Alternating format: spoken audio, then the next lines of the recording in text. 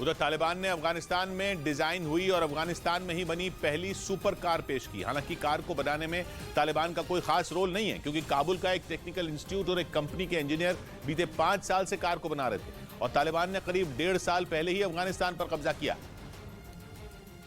लेकिन फिर भी तालिबान ने अफगानिस्तान में बनी पहली सुपर कार का श्रेय लेने के लिए पूरे तामझाम के साथ उसकी नुमाइश की। सामने आई तस्वीरों में वो काली सुपर कार किसी एक्शन पैक्ड फिल्म का हिस्सा लगी। उसे देखकर तालिबान की आंखें फटी की फटी रह गई। ऐसा लगा मानो उन्होंने अजूबा देख लिया हो। कार की तस्वीरें लेने के लिए लोगों के फोन निकल आए। वो कार को छूकर देखने लगे कि कहीं ये कोई सपना तो नहीं।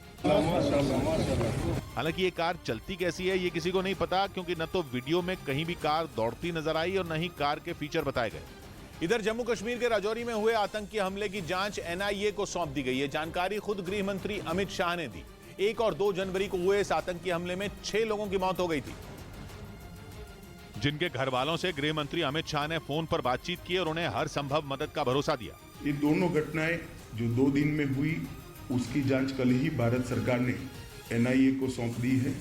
राज्य में आतंकी घटनाओं पर गृह मंत्री ने सुरक्षा एजेंसियों के साथ बैठक भी की। बताया गया कि आतंकी हमले में मारे गए लोगों के घर वालों से मिलने के लिए उन्हें राजौरी जाना था, लेकिन खराब मौसम की वजह से उनका दौरा रद्द हो गया। इस बीच जापान ने अपने कागोशिमा द्वीप पर सैन्य बेस बनाने की तैयारी शुरू कर दी, जिस पर अमेरिका के जंगी जहाज और लड़ाकू विमानों को एंट्री मिलेगी और मुमकिन है कि इस बेस पर दोनों देश साझा युद्ध अभ्यास भी करें। जापान के पीएम की 5 देशों की यात्रा के बीच आई ये खबर बड़ी है, क्योंकि उनका यह दौरा जापान की सुरक्षा की नई रणनीति तैयार करने के लिए हो रहा है, जिसमें अमेरिका का रोल सबसे बड़ा होगा। क्योंकि जापान की मीडिया ने दावा किया कि जापान योनागुनी और इशिगाकी द्वीपों पर सेना तैनात करना चाहता है, क्योंकि ये दोनों द्वीप ताइवान के नजदीक हैं।